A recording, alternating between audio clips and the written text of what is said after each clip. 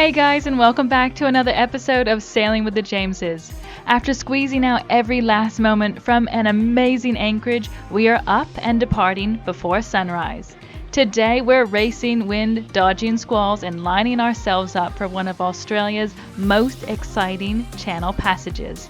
A channel that completely dries out, where 1.6 meters of land comes out of the water at low tide and where cattle cross. With mangroves so close you can almost touch them, this route leaves no room for mistakes. Are we sailing a boat or crossing land? This is the calm before we take on the Narrows.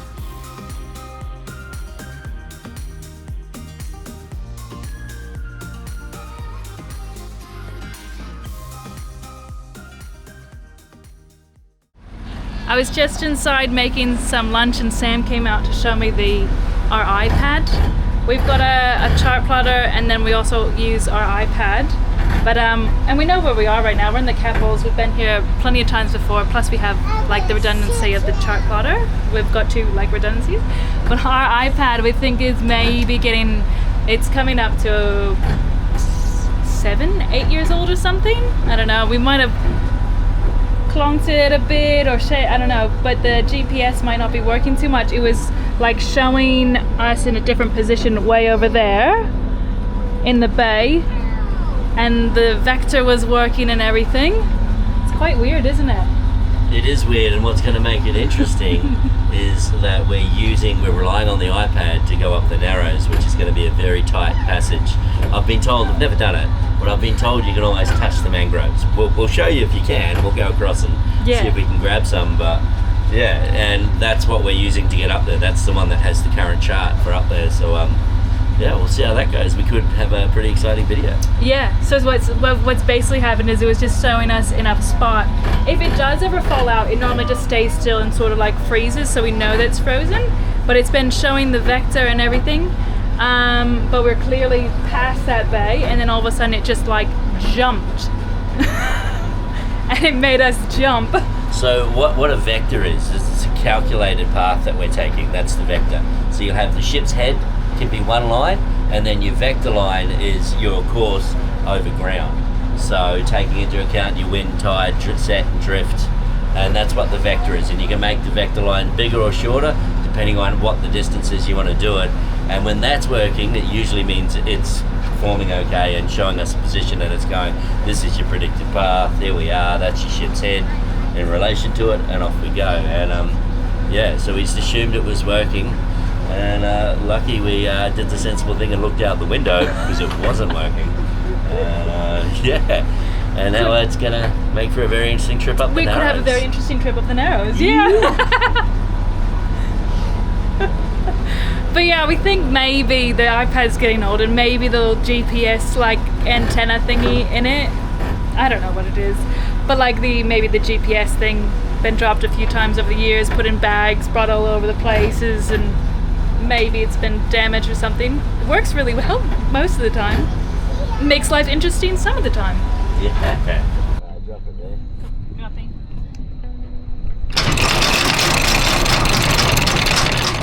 So tonight is our last night in this anchorage, and right now it's just really peaceful. It's completely glass out.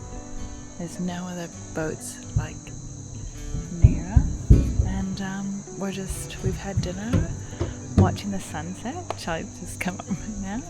Hello. And you can just hear the waves on the shore, like crashing over. And then you just hear the cicadas, so it's just a really nice, peaceful evening. And then tomorrow morning we're waking up early, and we are headed out of here.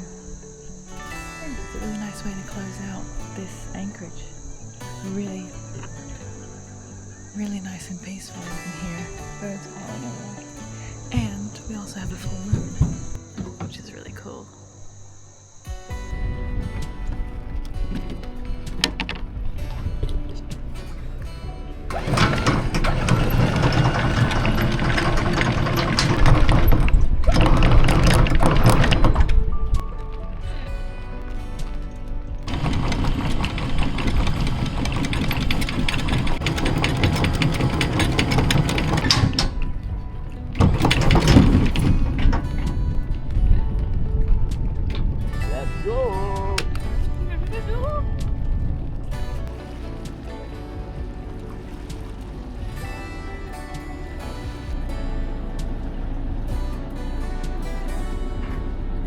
brilliant timing right before the rain hits. So this morning we are off in the anchorage. We just hold up the anchor and we're off. But right now you can see the dark clouds over this way and also like over that mountain over there. So it's just spitting at the moment. So it's not raining it's not raining badly. And also like some swell has started to come in because today the wind shifts. So we are off. We are catching it right before everything changes. So why did we leave so early today? Because we're having such a great time at that beautiful beach there that we wanted to stretch it and stay as long as we could. And you can see at the moment there's a lot of ripples on the water, and there's also swell coming from two different directions. So there's a wind change that's coming this morning. Luckily we've only got around about 20 miles to run before we can hit shelter. But we sort of just wanted to stay. We could leave yesterday, which was a glass out day. Today there's going to be a bit of wind. We'll be able to pop the sails and scoot along a lot quicker. And we just wanted to extend our stay as long as possible. So now we're on a race to beat the wind, which eventually is going to be on our nose. So, and you don't sail too well when the wind is directly ahead of you either. So we'll leave nice and early, try and beat it. You can see the wind's come in already, but the swell hasn't. And yeah, we'll see how we go.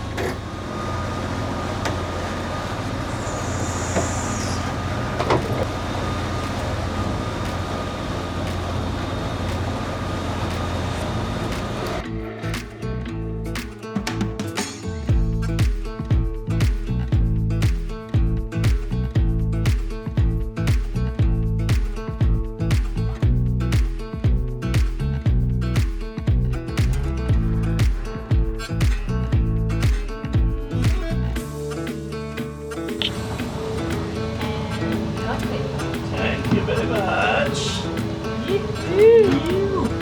Give me bucket.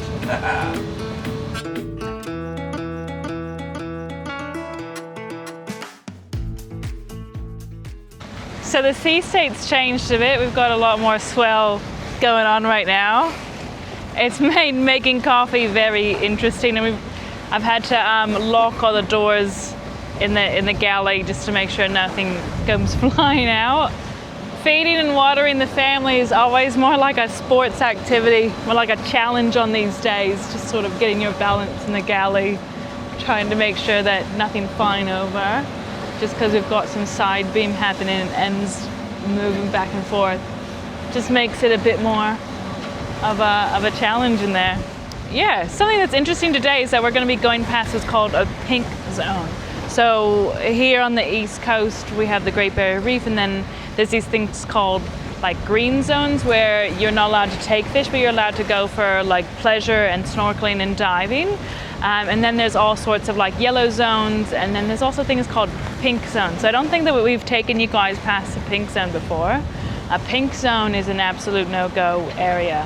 It's set up by the government, so research vessels can go there, or government vessels or whatever they've cordoned off that section for.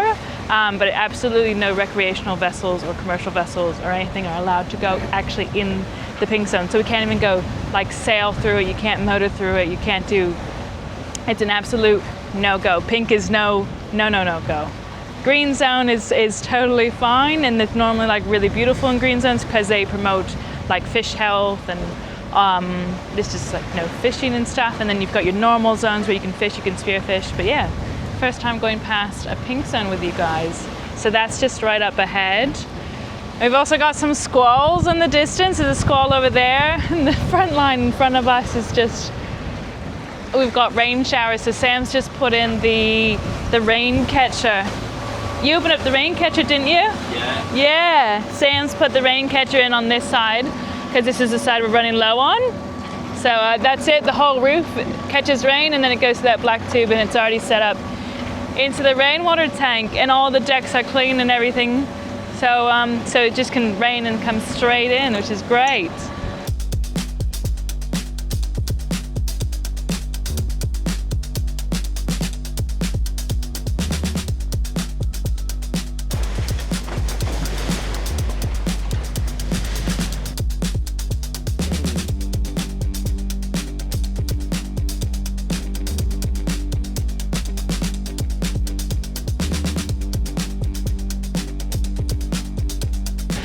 we're getting really lucky, I think.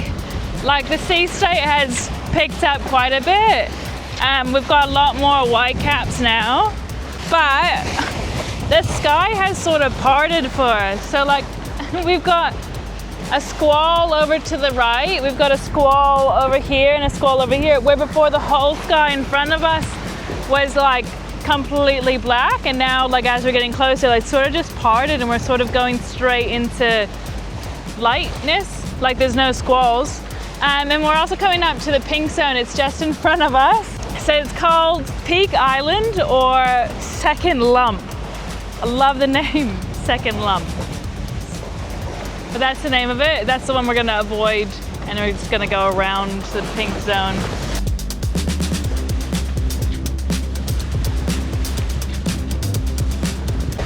Might have spoken too soon.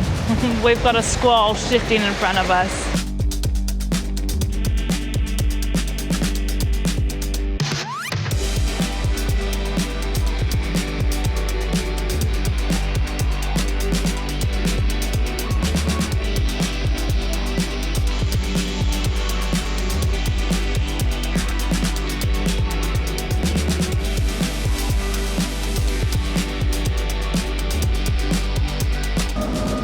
We're coming up to the channel. Yeah. Yeah. So we are coming up to the channel now.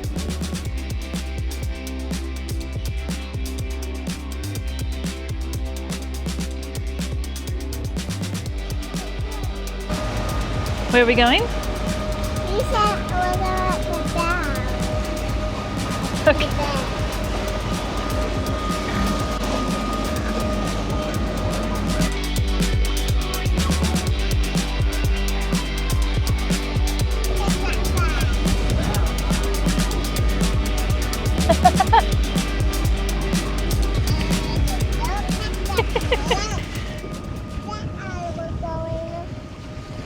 We're going in there.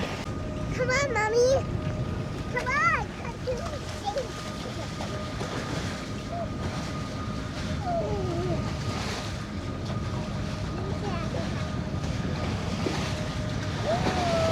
So head sails away. We're officially in the channel, so there's like some sandbanks around and everything. And where we're going, I am super excited for, and it's just around this tip right here. So we'll be anchoring up in about an hour, and then tomorrow is the exciting times, and that's when we go through the Narrows. And it should be really cool. It should be really tight. It all dries out at low tide, and there's like a cattle crossing and everything. Yeah, we're almost there.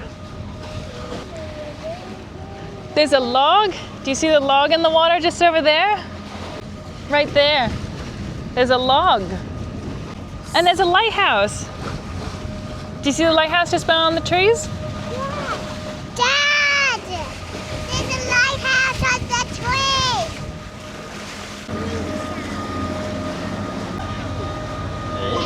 Yeah. Oh wow! Yeah. Very cool. I think it's broken. Is it? How come? So how are we going? We're doing really, really well. So we put the sails away just to be prudent.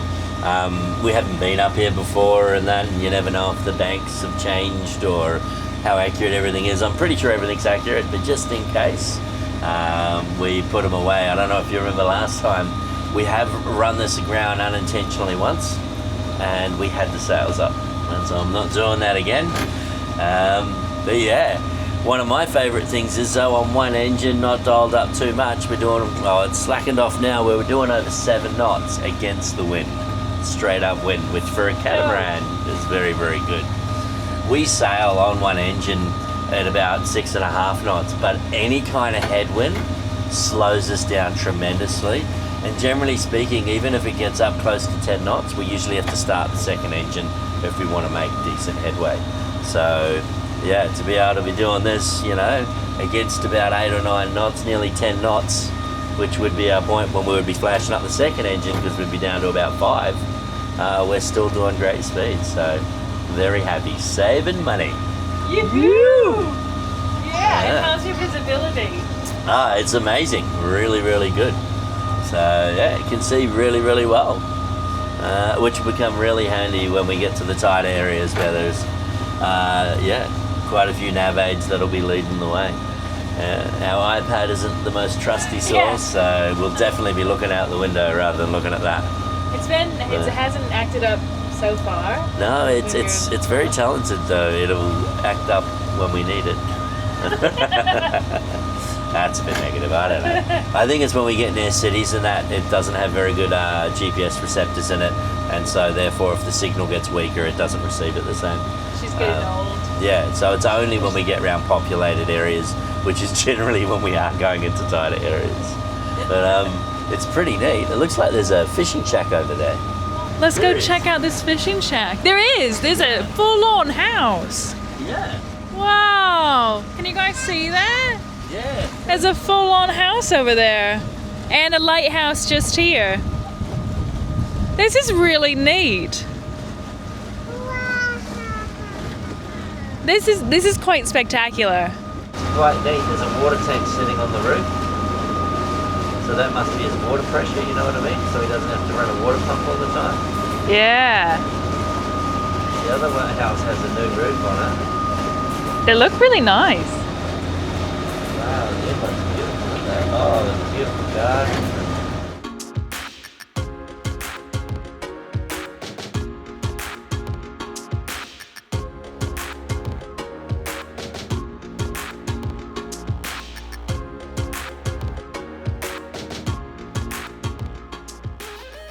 We've just been having a look through the Knockies and it's really cool to like find places like this because we've just come around the corner and there's a lighthouse, but then there's been like houses, there's a heap of people on the island, and then there's a huge dock, there's boats. It's like a full-on campground and civilization in there where you wouldn't even think that there would be civilization. So we've just been having a real good look through the Knockies, and it's a really nice setup like through over here that we didn't even know existed. So it'd be really cool one day, I think, to like come back and like just like anchor and check this all out, because through the Knockies it does look like there's like picnic tables and maybe some fire pits or something, but definitely a really cool dock, so you could anchor here and take your tender like to the dock. It looks like super cool. So right now it may not look like it, but we're actually in a creek right now. So all of this dries out, and then the creek system, there's channel markers just far off in the distance, and the channel markers mark the channel. So it may not look like it. It may look like completely open water at the moment, but at low tide this will actually all dry out. And Navionics, like the charts and everything, it shows this as all, it'll dry out. But yeah, there's channel markers everywhere. You've got to pay attention here. I think that's pretty neat. Hopefully we'll be able to send the drone up. Hopefully it doesn't get too much more windier. But we'll send the drone up hopefully and show you guys what this looks like at low tide, because that'll be pretty neat.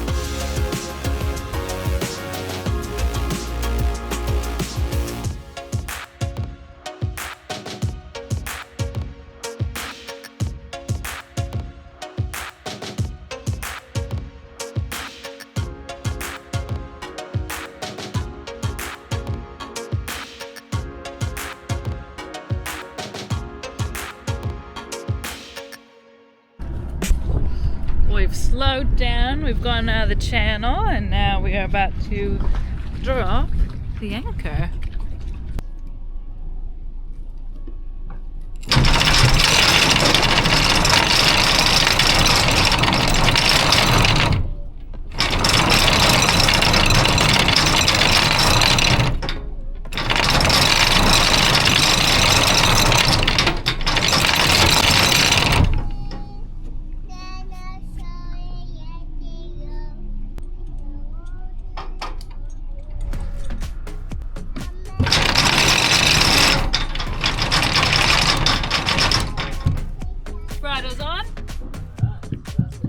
Woohoo! There is a heap of tide here. Sam was just pointing it out. Look at it rushing past the stern. And it's just rushing past the hull. Sam said it's like, has to be like 2 knots of, more than 2 knots of current. And we can hear it running past the hulls. Here comes a stick. Watch the stick go by. That's pretty fast.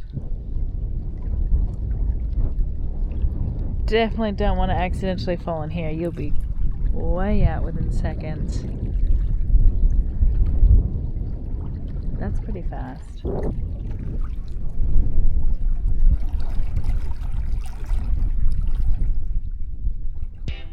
Today's the day. Yeehaw.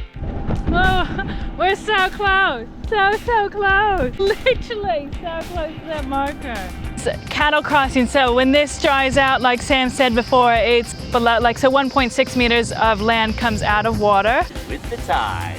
This is so fun. It's fun. Look at all this. Look at all the mangroves. And now that we're past the green marker, and now we've got to go back on the other side of the red. Thank you so much for watching, and we hope you join us next week for our trek through the Narrows, a tight inside channel between mainland Australia and an island so shallow that it actually dries out at low tide, and 1.6 meter comes out of the water. It should be a very exciting passage. If you enjoyed this video, please consider clicking the like button, subscribe, and join us on our adventures every week as we share our journey sailing full-time as a family. A massive shout out to our Patreons. Thank you guys so much. We couldn't do this without you.